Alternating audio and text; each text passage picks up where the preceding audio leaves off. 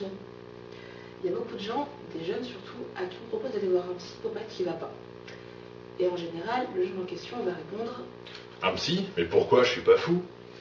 Vu qu'à chaque épisode, je dis qu'il faut absolument aller voir un spécialiste, j'estimais que faire un épisode consacré aux thérapies était nécessaire.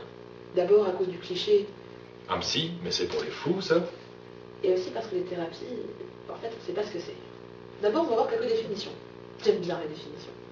Alors, une thérapie déjà. Que dit la définition web? Ce qu'il faut savoir, c'est que quand Céline parle de définition web, en fait, elle parle de la définition qu'elle a trouvée sur Wikipédia.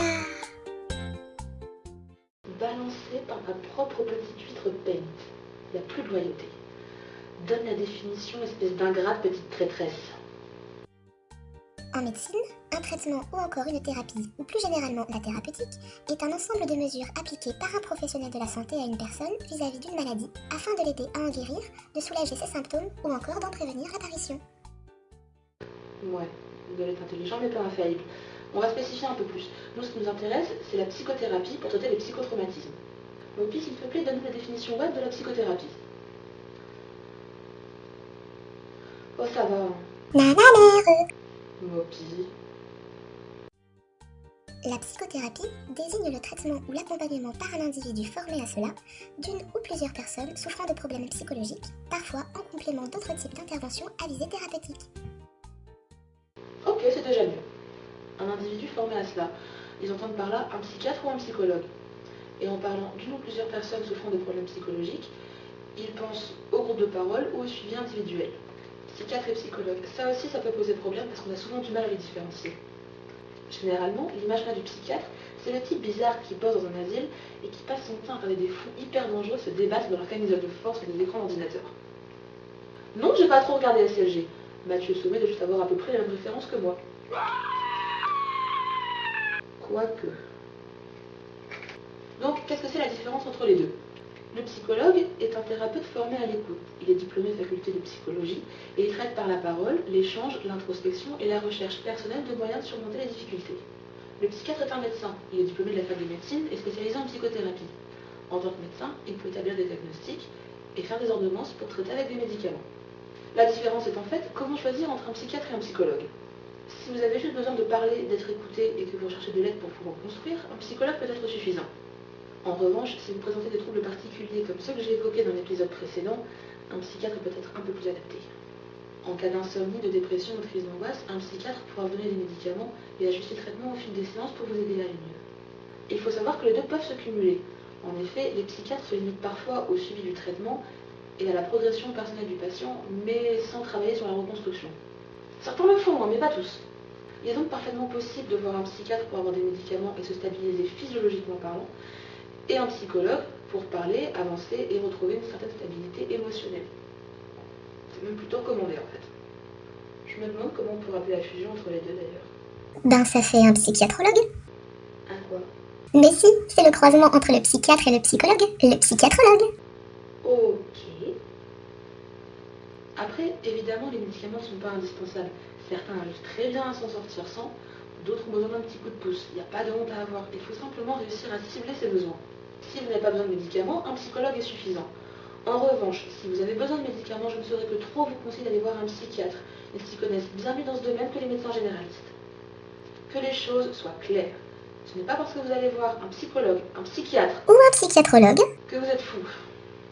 Vous avez simplement besoin d'aide.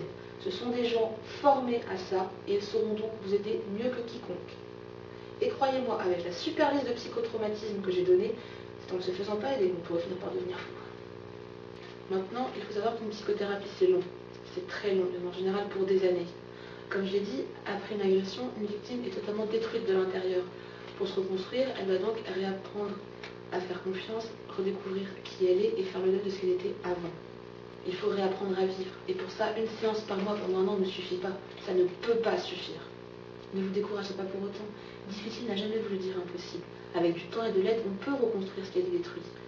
Après tout, les plus belles constructions reposent parfois sur des ruines. Gardez l'espoir. Il est donc excessivement important de pouvoir faire confiance en son thérapeute. Et pour ça, il n'y a pas 15 000 solutions, il faut en rencontrer. Le courant ne passe pas avec le premier, c'est pas grave, c'est pas les psys qui manquent. Essayez-en un deuxième, un troisième, autant qu'il faudra pour trouver le thérapeute avec qui vous vous sentirez à l'aise, celui avec qui vous pourrez parler de ce qui ne va pas et commencer un suivi de ce genre. Si vous avez de la chance, ça pourrait être le premier. Si vous avez ma chance, vous tomberez sur une psy qui vous dira que le viol conjugal n'existe pas, que porter plainte ne servait à rien et que le devoir conjugal fait que ce que j'ai subi ne peut pas être puni. Si, je vous jure. Dans ces moments-là, n'hésitez pas à les envoyer chier. Leur boulot, c'est de nous aider, pas de nous enfoncer encore plus. J'ai bien aimé sa tête quand je me suis mise à rire en lui disant qu'elle ferait bien de relire son code pénal. Non, parce que visiblement, ça faisait vraiment qu'elle n'avait pas mis le nez dedans. Pour faire simple, le devoir conjugal n'existe plus, le viol conjugal existe, et depuis quelques années, il est même considéré comme une circonstance aggravante dans un viol. Mais ça, vous inquiétez pas, j'y reviendrai dans un autre épisode. Bien, maintenant, une fois que vous avez trouvé le ou les psys qui vous conviennent, il se passe quoi? On fait la fête! Ta gueule. Là, je parle plutôt du côté psychologique. Au niveau d'un traitement médicamenteux, un psychiatre évaluera les changements, adaptera les doses et ou les médicaments, et ce jusqu'à ce que, idéalement, il n'ait plus besoin. Donc c'est pas vraiment la peine d'y revenir. Par contre, au niveau de la parole, il faut savoir que c'est dur. C'est très dur. Au cours d'une psychothérapie, il faut pouvoir aborder les sujets difficiles pour travailler dessus. Les rapports avec la famille, les amis, avec l'agresseur, si on le connaissait, expliquer ce qu'on a ressenti pendant l'agression, ce qui ne va plus depuis, comment on arrive ou pas à gérer tout ce que ça implique dans notre quotidien. Donc il vaut mieux être prévoyant, ne pas se maquiller ou utiliser du waterproof et penser à prendre une boîte de mouchoirs.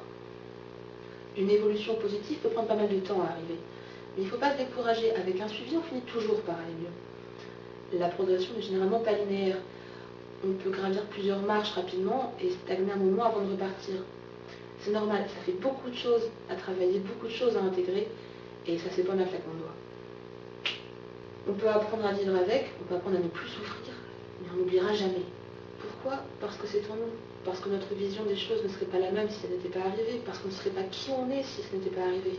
Si j'avais pas été violée, je ne serais probablement jamais embarquée sur JSI. Ça aurait été triste. Je n'aurais peut-être pas eu autant à cœur d'expliquer à ma fille que personne n'a le droit de la toucher, qu'elle a le droit de dire non et d'exiger que l'autre s'arrête. Ça aurait été dommage. Et j'aurais surtout jamais commencé à faire des vidéos sur YouTube. Ça aurait été... Ouais, mais non, en fait, on s'en serait bien passé.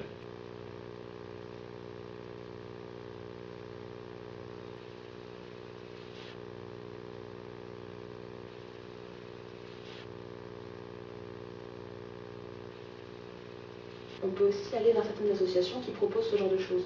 C'est ce qu'on a voulu faire, nous, par exemple, en créant un safe space sur...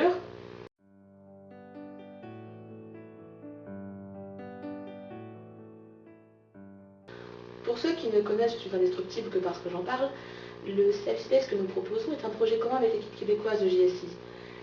C'est un espace sécuritaire qui se trouve sur Facebook, un groupe secret auquel on ne peut accéder que lorsqu'on y est ajouté par un membre de l'équipe.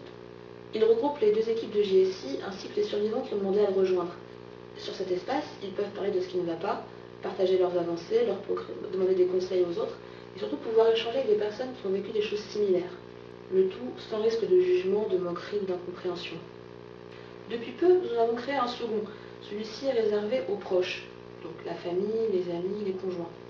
Bref, ils peuvent échanger sur leur vécu, les difficultés qu'ils peuvent rencontrer à épauler leurs proches, échanger avec des personnes qui là encore sont dans une situation similaire, et le tout avec l'aide de quelques survivants, dont les deux équipes, qui leur permettent de mieux comprendre ce que peuvent ressentir les victimes. L'avantage de l'avoir sur Internet, c'est que n'importe qui peut écrire n'importe quand. Et le décalage horaire entre la France et le Québec assure une réponse rapide à chaque fois. On n'y avait pas pensé au départ, mais c'est hyper pratique en fait.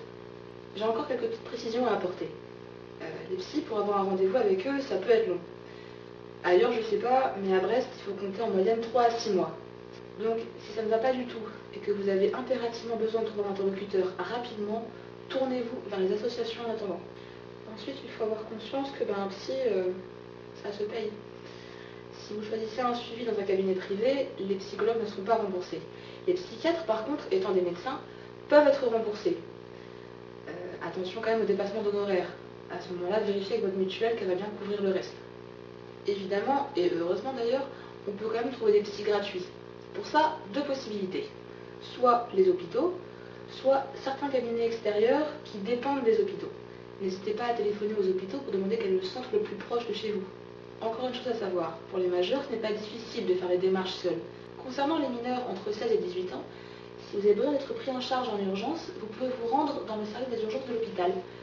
Une cellule comprenant infirmières, médecins, gynéco, psychologues, planning familial et autres sera mise en place pour vous aider, vous accompagner et vous informer sur ce qu'il est possible de faire sur les plans juridiques et thérapeutiques. Il sera possible pour eux de vous accompagner pendant quelques temps, le temps que vous aidiez à mettre en place le suivi nécessaire sur l'extérieur. Pour les mineurs de moins de 16 ans, puisque vous dépendez des services pédiatriques, vous devez obligatoirement être accompagné d'un responsable légal.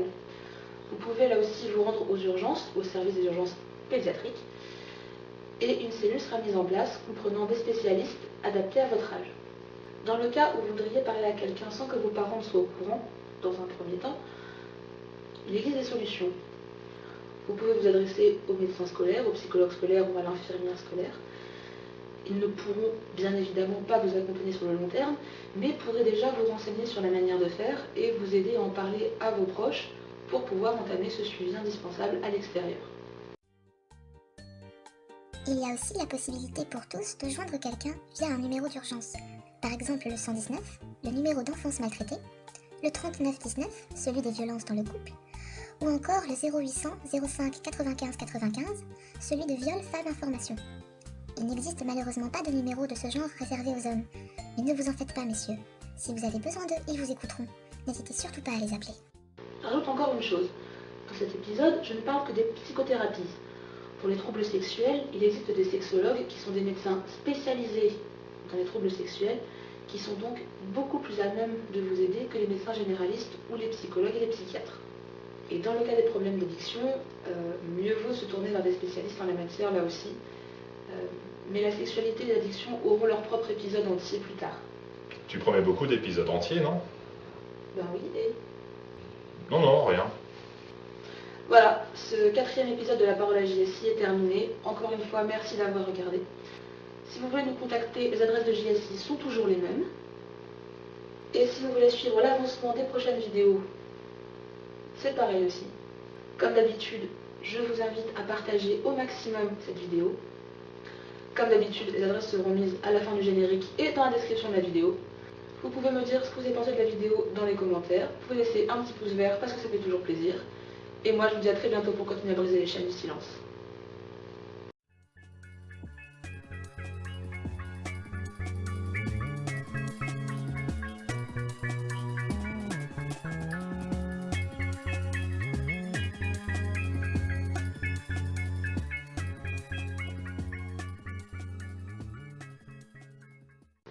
Je suis une oie sauvage.